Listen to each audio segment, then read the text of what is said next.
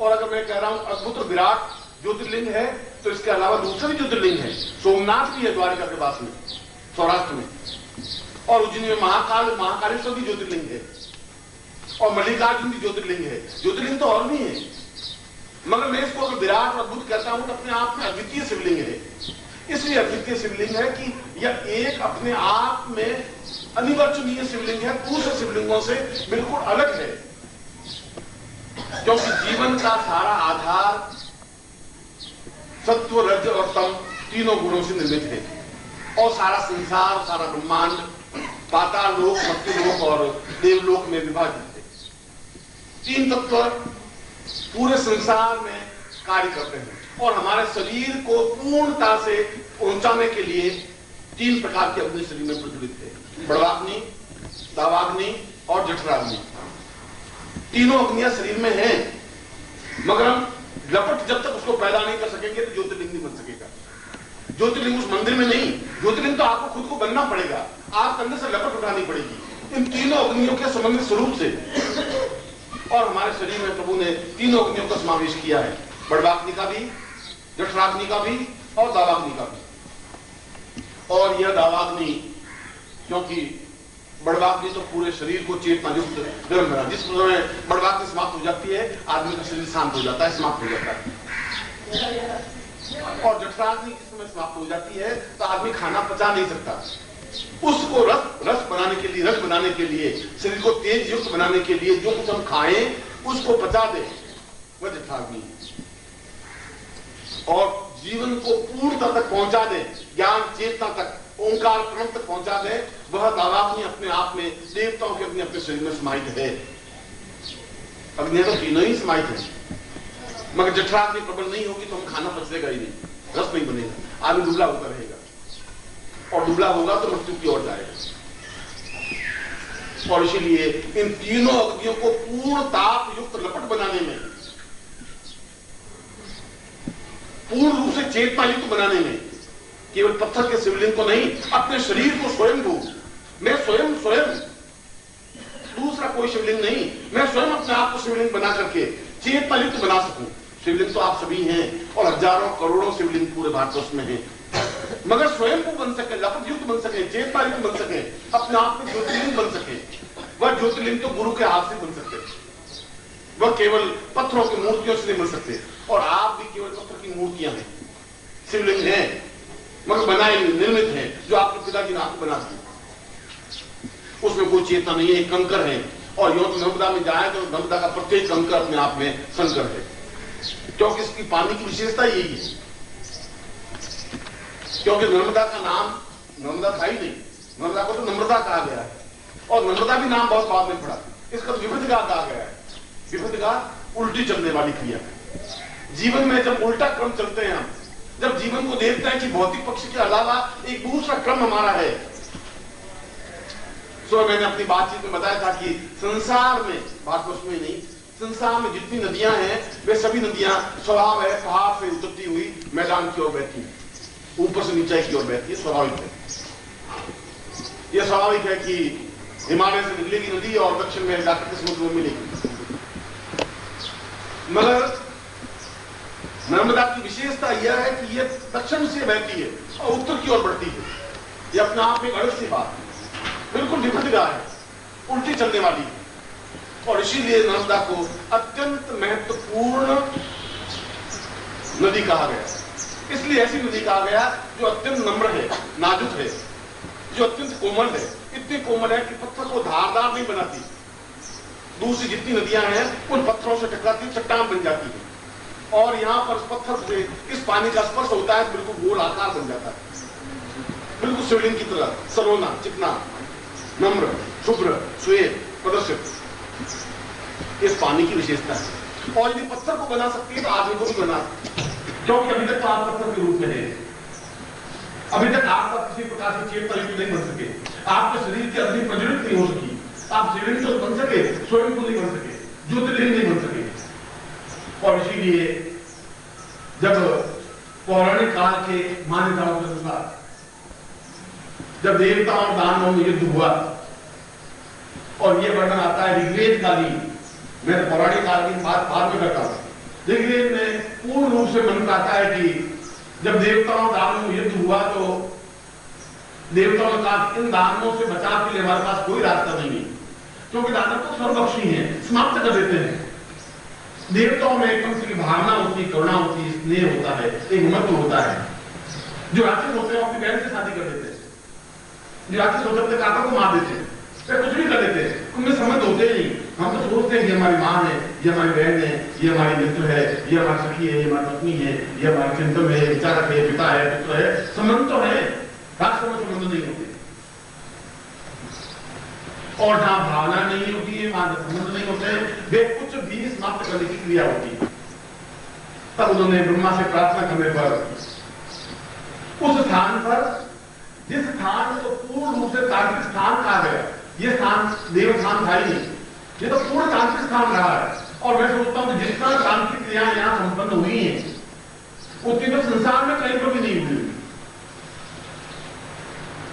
और वहां पर स्वयंभू शिवलिंग प्रकट हुए, और वह स्वयंभू शिवलिंग अपने आप में अद्भुत और अनिवर्चनीय शिवलिंग कहा गया है। फिर मैंने दोनों शब्द प्रयोग किए, अद्भुत। अद्भुत का मतलब है शिवलिंग का आकार को, लिंग का आकार कितना होता है, ऊपर से थोड़ा सा पतला और फिर चौड़ा होता है, वो बिल्कुल आकार कितना। शिवलिंग तो पूरे सिद्धांत एक जैसे ही, चाहे महाकाल में चले जाओ, चाहे सोमनाथ में चले जाओ, श्री मल्लिकार्जुन में चले जाओ, कहीं भी चले जाओ। मगर इस शिवलिंग को आप देखेंगे कि शिवलिंग तो बिल्कुल 5 जगह से टेढ़ा मेढ़ा है, जिसका कोई आकार नहीं है, जिसका कोई रूप नहीं है, जिसका कोई वर्णन नहीं है, जिसका कोई चिन्ह नहीं है। क्योंकि अपने आप में जब 5 लकीरें बनेगी तो 3 आकार बन जाएंगे, और तीनों हमारे तीनों अग्नियों का प्रतिनिधित्व है, तीनों लोगों का प्रतिनिधित्व है। देवलोक, मर्त्यलोक, पाताल लोक का प्रतिनिधित्व करते हैं। हमारे तीनों अग्नियों को पूर्ण रूप से लपट युक्त बनाने में समर्थ है, सक्षम है। उन देवताओं दानों में कम से कम दानों पर विजय प्राप्त कर सके, और हमारे जीवन में भी दानव हैं, और वे दानव हमारे परिवार के रूप में प्रकट हो सकते हैं, वे दानव हमारे अज्ञानता के रूप में प्रकट हो सकते हैं। उन्होंने जो युद्ध किया वे दानव कोई राक्षस आकर खड़े नहीं हो गए। ये तुम्हारे मन की धारणा भ्रांत धारणा है। तुम्हारे मन में यह है कि राक्षस आए और देवता आए खड़े, ऐसे कोई दानव नहीं थे, ऐसे राक्षस नहीं थे। राक्षस ने जब उनमें आसुरी प्रवृत्तियां आ जाती तो वो जूझते थे, संघर्ष करते थे। आज हम भी संघर्ष करते हैं, गुरु पूर्णिमा वाले संघर्ष करते हैं, जाए नहीं जाए, पति कहती जाना नहीं है, और फिर वो खुद कहता है जाना है, वो कहता है कैसे जाएंगे, रिजर्वेशन नहीं है। ये युद्ध है, वो युद्ध देवासुर संग्राम युद्ध वही नहीं होता था, युद्ध तो आज भी है। उस युद्ध में या तो देवता विजय हो जाते हैं या व्यक्ति विजय हो जाते हैं। और जब व्यक्ति विजय होने लग जाए, जब तुम्हारे आसुरी प्रवृत्तियां ज्यादा हानि होने लग जाए, आगे हो लग जाए, तब स्वयं शिवलिंग के पास पहुंच जाना चाहिए, जिस प्रकार तुम पहुंचे। कभी कभी जीवन में युद्ध तो आएगा ही, और युद्ध आता ही है, हर क्षण आता है। आर्थिक दृष्टिकोण से युद्ध होता है, जीवन की न्यूनताओं के दृष्टिकोण से युद्ध होता है। मैंने कहा कि मन की सारी चेतनाओं के माध्यम से युद्ध होता है। तब यहाँ एक स्वयं शिवलिंग प्रकट हुए, जो कि तुम उस शिवलिंग को जाके देखो, वो अपने आप में एक विराट शिवलिंग थे। ऐसा शिवलिंग जो 5 जगह से टेढ़ा मेढ़ा होते हुए भी उसमें से पूरी लपट दिखाई देती है, और पूरे शिवलिंग पर सैकड़ों श्री यंत्र अंकित है, स्वयंभू। एक तो नहीं, 108 श्री यंत्र के पूरे आकार अंकित है। ऐसा शिवलिंग तो देखा ही नहीं गया, सुना ही नहीं गया, समझा ही नहीं गया। वो देवताओं के साथ पहली बार इच्छा पूरी हुई, पहली बार एहसास हुआ कि हम जीवन में पूर्णता प्राप्त कर सकते हैं, पहली बार एहसास हुआ कि जीवन में अनुकूलता प्राप्त कर सकते हैं, पहली बार अनुकूलता हुई कि उस भगवान शिव की जटाओं में गंगा रहती हुई भी पूर्ण चेतना नर्मदा के माध्यम से ही प्राप्त हो सकती है। गंगा स्नान करने के बाद में जब तक नम्रता और नर्मदा का स्नान नहीं हो पाता, जब तक हम उस जल को भगवान शिव को नहीं चला सकते, तब तक जीवन में पूर्णता आ ही नहीं सकती। क्योंकि नर्मदा पूर्ण रूप से भक्ति और चेतना और वैराग्य की प्रतीक देवी। हमारे जीवन में भक्ति का उदय हो, हमारे जीवन में शुद्धता का उदय हो, क्योंकि वो शुद्धता और चेतना पैदा होने पर ही हम देवता पर विजय प्राप्त कर सकेंगे। हम जीवन में एक श्रेष्ठता प्राप्त कर सकेंगे, हम जीवन में एक पूर्णता प्राप्त कर सकेंगे। वह पूर्णता प्राप्त उस नर्मदा के किनारे पर बैठ करके ही पूर्णता प्राप्त हो सकती है। और मैं आज इस गुरु पूर्णिमा के अवसर पर, अगर भगवान शिव तीनों कालों के प्रतिनिधित्व हैं, अगर ओंकारेश्वर ओंकार प्रणव है, अ उ म उस तीनों को मिला करके ओम शब्द बनता है। और पूर्ण रूप से आसुरी प्रवृत्तियों पर विजय प्राप्त करने का बीज मंत्र, वो समस्त ब्रह्मांड का प्रतिनिधित्व मंत्र और मां समस्त चेतनाओं को प्रतिनिधित्व करने का मंत्र, और तीनों मंत्रों का समावेश में समावेश है, इसीलिए इसका ओंकार बना। मगर शिव पुराण में कहा है कि सौराष्ट्र सोमनाथम च श्रीशैले मल्लिकार्जुनम उज्जैन महाकालम ओंकारम अमलेश्वरम।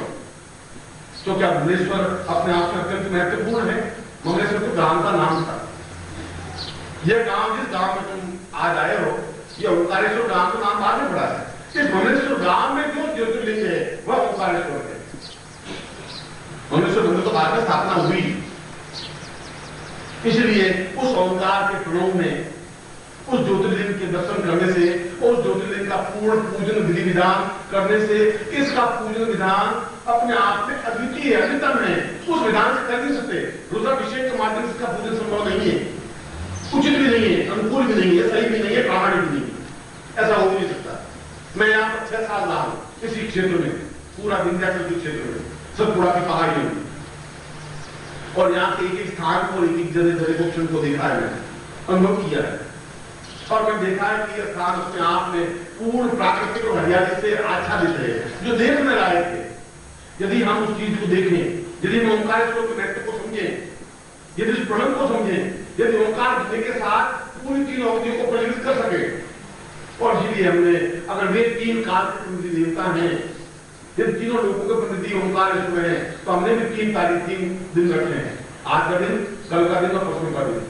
और तीनों दिनों में 3 अवधियों को प्रकट करते हुए हम स्वयं चाहते हैं कि हम स्वयं बन सकें, अपने आप में रगड़ पैदा कर सके, चेतना पैदा कर सके, रोशनी पैदा कर सके, दुनिया में एक रोशनी स्थापित कर सके। मैं ऐसा ही तुम्हारा साथ करूंगा।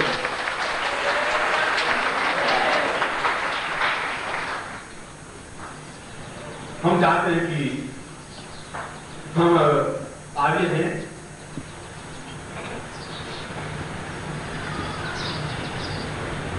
तो आर्य बने रहे, और यदि हम देवपुत्र हैं, देवपुत्र बने रहे, और यदि देवताओं को दानवों से युद्ध करना पड़ा है तो हमको भी करना पड़ रहा है। मिटा नहीं है युद्ध, ये देवताओं दानवों को युद्ध मिट भी नहीं सकता, क्योंकि दानव बराबर देवताओं पर प्रहार करेंगे ही, और दानव ज्यादा विजयी होते हैं, क्योंकि गलत बात बहुत ज्यादा जल्दी गले उतरती है।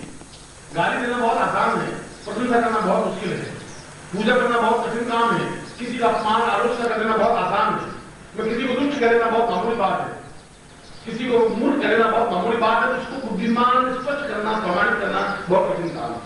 तो मुझे गाली दे सकते हो, उसको आधा सेकंड लगेगा, मुझे शास्त्रार्थ करने में बहुत जोर लगेगा।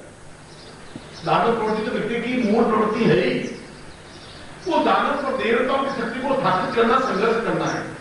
उस संघर्ष में हो सकता है तुम्हारा दानव विजयी हो जाए, हो सकता है तुम्हारा देव विजयी हो जाए, ये तुम्हारे ऊपर निर्भर है। और निरंतर ऐसी क्रिया करनी चाहिए, मगर उस क्रिया में यह जरूरी है कि कोई को क्षण ऐसा आना चाहिए जिस समय तुम्हारे अंदर की 3 अवधियां प्रज्वलित हो सके। है तो सही, प्रज्वलित नहीं है, चेतना युक्त नहीं है, लपट नहीं है, आग नहीं है, ऐसे कि उसमें दानव भस्म हो सके, उसमें तुम्हारा दुख, उसमें दैन्य, तुम्हारी दरिद्रता, तुम्हारा कष्ट, तुम्हारी पीड़ाएं, तुम्हारी बाधाएं, तुम्हारी चिंताएं और तुम्हारी समस्या मिट सके, ऐसी लपट पैदा होने पर ही संभव हो सकती है। क्यों हमारे ऋषि इतने खड़ो पहने हुए, वृक्षारोपण पहने हुए, इतने आनंद और मुक्ति के साथ रह सकते थे, लाखों व्यक्ति उनकी पूजा अर्चना करते थे, क्यों हम उनके पुत्र होकर के, उनके गोत्र होकर के, उनकी गोत्र होकर के इतने कमजोर असत्य क्यों हो गए? इसलिए कि वो अग्नि समाप्त हो गई, और ऐसे गुरु बने नहीं तो अग्नि को पंडित कर सके, चेतना को बना सके, वे इसको पूजा करवा सके। मैं पूजा करके आया हूं मंदिर में, ऐसी बात नहीं है, और उन्होंने जो भी पूजा करवाई वो अपने आप में पूर्ण विधान में होगी। मैं उनको और उनके भक्तों को सबको प्रणाम करता हूं, मगर यह तो पूर्ण दाक्षिणात्य है, क्योंकि शिव तो उत्तर भारत के देवता है ही नहीं, उत्तर भारत में तो कहीं शिव की वर्णन नहीं है। यह तो देवताओं और दानवों का वहां दक्षिण के उन राष्ट्रों का आपको संबंध हुआ तो वहां से देवता है, और हमारे जितने देवता है सब अलग किस्म के, एक ढंग के। शिव के अलावा जितना देवता है वे सभी सौम्य हैं, सुंदर हैं, मणिमालाएं पहनी हुई हैं, कौस्तुभ मणियां पहनी हुई हैं, पीताम्बर पहने हुए हैं, और अंदर नीचे पूर्ण हिमालय से निकलेगी नदी और दक्षिण में जाकर समुद्र में मिलेगी। मगर नर्मदा की विशेषता यह है कि यह दक्षिण से बहती है और उत्तर की ओर बढ़ती है। यह अपने आप एक अलग सी बात, बिल्कुल विपरीत है, उल्टी चलने वाली है। और इसलिए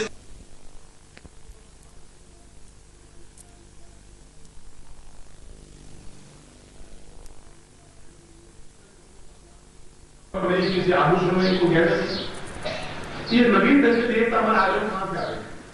इसके जैसा कोई देवता दूसरा है नहीं, देवता बना नहीं। यह दाक्षिणात्य पद्धति से आए हमने अपनाए क्योंकि यही एक ऐसा देवता थे जो दानवों पर विजय प्राप्त कर सकते हैं। यही एक ऐसा देवता जो आनंद दे सकते हैं, पूर्णता दे सकते हैं, भक्ति दे सकते हैं, चेतना दे सकते हैं। इसलिए उनकी पूजा भी उसी ढंग से अगर की जाए दाक्षिणात्य पद्धति से तो निश्चय तीनों अपनियां प्रकट हो सकती है, पूर्णता के साथ प्रकट हो सकती है, चेतना युक्त हो सकती है। और यदि ऐसा हो जाए ये तुम्हारे तीनों अग्नियां, तीनों लोग अंदर स्थापित हो सके, तुम्हारे शरीर में तुम खुद स्वयं बन सको, तो इससे बड़ा सौभाग्य और जीवन का कोई सौभाग्य हो नहीं सकता। आने वाले गुरु, वर्तमान गुरु तुम्हारे इस ज्योति को स्थापन नहीं कर सकते, चेतना युक्त बना उनकी खुद में अपनी नहीं है, चेतना नहीं है, दूसरों को नहीं दे सकते। दिया दिए को जला सकता है, जो दिया बुझा हुआ है और लवाना भरा हुआ भी तेल से काम किया तो फिर रोटी पैदा नहीं होगी। तेल से भरा हुआ दिया काम का नहीं है, आधा खाली हो मगर रोज दे सकता हो, जला सकता हो, दूसरों को बराबर से रोज दे सकता हो, वक्त में आप दीपक है। और इस क्षेत्र में इस पंचभू शिवलिंग है और शिवलिंग के ऊपर देखिए तो 5 मंदिर है, एक ही मंदिर नहीं है। जिस मंदिर में तुम पूजा करोगे उस मंदिर के ऊपर दूसरा एक और मंदिर है, फिर उसके ऊपर तीसरा मंदिर है, चौथा मंदिर है, 5वां मंदिर है और 5 अपने आप में पूर्ण शिखर युक्त मंदिर है। दूर से देखने पर एक मंदिर दिखाई देता है, मगर कितनी वास्तुकला का अद्भुत आश्चर्य ज्ञान था कि वो 5 पंच आकार क्यों प्रकट हुए। यदि आप देखेंगे शिवलिंग को तो अपने आप से आश्चर्य शिवलिंग दिखाई देगा। 5 जगह से टेढ़ा मेढ़ा, 5 जगह से टेढ़ा मेढ़ा और हाथ लगाने पर अत्यंत उष्ण, बहुत तेज गर्मी, चेतना नहीं हुई। और वे 5 कालाग्नि, काल रुद्र, काल भैरव, काल चिन्ह और काल वैचार्य के प्रतीक चिन्ह है, इसलिए काल रूप है। और उज्जैनी का महाकाल, काल रुद्र जिधर मुंह है उसका, उधर उज्जैनी का महाकाल का मंदिर है, वो बाद में शिवलिंग स्थापित हुआ। इससे पूर्ण प्रेरणा लेकर के, इसकी ज्योति को लेकर के महाकाल से पैदा हो सके, वह प्रकट हुए। मगर इनका मुंह जो काल रुद्र प्रकट है, इसलिए यह स्वयं को अपने आप में आदि शिव है। सबसे पहले शिवलिंग प्रकट होने वाले शिवलिंग, बाकी सारे शिवलिंग बाद में प्रकट हुए। द्वादश ज्योतिर्लिंगों में से सबसे पहले ओंकार शिवलिंग प्रकट हुआ और इसका जहां काल रुद्र मुंह था उधर उज्जैनी का महाकाल रुद्र प्रकट हुआ। और महाकालेश्वर भी अपने आप में उस जमीन को फोड़ करके भेजने वाले हैं, मगर महाकालेश्वर हैं, इस काल रुद्र के प्रतीक हैं। यदि यहाँ पूजा कर लेते हैं तो अपने आप में पूर्ण पूजन है। काल भैरव, काल चिन्ह, काल का मतलब है मृत्यु और काल का मतलब है क्षण, काल का मतलब है समय और काल का मतलब है जीवन की पूर्ण अथर से तक की संपूर्ण यात्रा। काल का मतलब मृत्यु नहीं होता, काल तो जीवन का संपूर्ण इतिहास है। हमारा जीवन कालो नदी निवेदान पुरात लक्ष्मी, यदि हम काल को विजय प्राप्त करते हैं, काल को आत्म लेते हैं, मृत्यु मार्ग बिगाड़ नहीं सकती। इसलिए इस पूजन में कहा गया है कि यदि हम उस जठराग्नि को प्रवृत्त कर ले फिर हमारी वृद्धता आ ही नहीं सकती, फिर हमारी मृत्यु नहीं हो सकती, संभव नहीं है। यह इस बात के लिए कि हम पूर्ण आस्था और समर्पण के साथ कार्य करें। अगर तुम्हारी आस्था, तुम्हारे पास 2 साधन होने चाहिए, 2 आस्था, एक आस्था और समर्पण तुम्हारे पास होना चाहिए। अगर तुम्हारे पास आस्था नहीं है तो तुम्हारे लिए सामने बैठने पर भी व्यर्थ है, उस मंदिर में जाने पर भी व्यर्थ है। जो पूजन करते हैं वो 1000 साल से पूजन करते हैं, भिक्षु बने रहते हैं। वे खुद रोज पूजन करते हैं, वे रोज जन्मान से 1.5 रुपया 5 रुपये लेते हैं, रोज 25 रुपये लेते हैं, वे खुद दंतरी है। जो इतना बड़ा ज्योतिर्लिंग जिनकी पूजा करने के बाद भी दंती बना रहे, इससे बड़ा दुर्भाग्य और कुछ जीवन में हो नहीं सकता। इसका कारण है उनके पास आस्था रूपी हाथ नहीं है। हम पूजन कर 2 हाथों से, समर्पण के हाथ से, आस्था के हाथ से, तब जीवन में पूर्णता प्राप्त हो सकती है। यदि मैं कहता हूं कि अगर उनके काल मंत्र का पूजन करते हैं काल मंत्रों के माध्यम से तो जीवन मृत्यु नहीं आ सकती, तो नहीं आ सकती, गारंटी के साथ नहीं आ सकती। मगर हमारी आस्था प्रकट होनी चाहिए यदि मैं कहूं और आप मान सके तब ऐसी व्यवस्था होनी चाहिए। यदि हम कहें कि शिव है तो शिव है। और मैं कहता हूं आस्था आप में नहीं हो, मैं आस्था पैदा करने के लिए आया हूं। मैं आपने आस्था पैदा कर सकता हूं।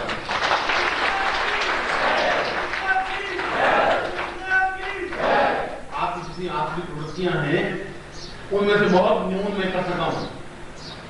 चेतना लेकर के, ज्ञान लेकर के, रोशनी लेकर के, प्रकाश लेकर के, बार बार तुमको प्रहार करके, बार बार तुम पर जोश देकर के, बार बार तुमको गालियां देकर के, बार बार तुमको पास प्रहार करके, मेरा कर्तव्य, मेरा धर्म, मेरा चिंतन, इस जीवन का जितना कर्म और लक्ष्य है उसको पूरा करते हुए बार बार तुमको प्रहार करना मेरा फर्ज है। इसलिए कि मैं प्रहार तुम पे नहीं कर रहा हूं, मैं गाली तुम्हें नहीं दे रहा हूं, मैं तुम्हारे दानों की प्रवृत्ति को गाली दे रहा हूं। मैं चाहता हूं कि तुम जीवन में वक्त बन सको। मैं चाहता हूं कि तीर्थ यात्राओं पर या तीर्थ स्थानों पर जब ये मैं शिविर लगाता हूं तो वहां की महत्ता वहां के लोग समझ सके, मेरे जाने के बाद उसका इतिहास बना रह सके, समझ में आ सके कि ये काल 5 मुख किस क्यों है, ये पंच मुख वाला क्यों है। और ये 5 मुख है इसके शिवलिंग के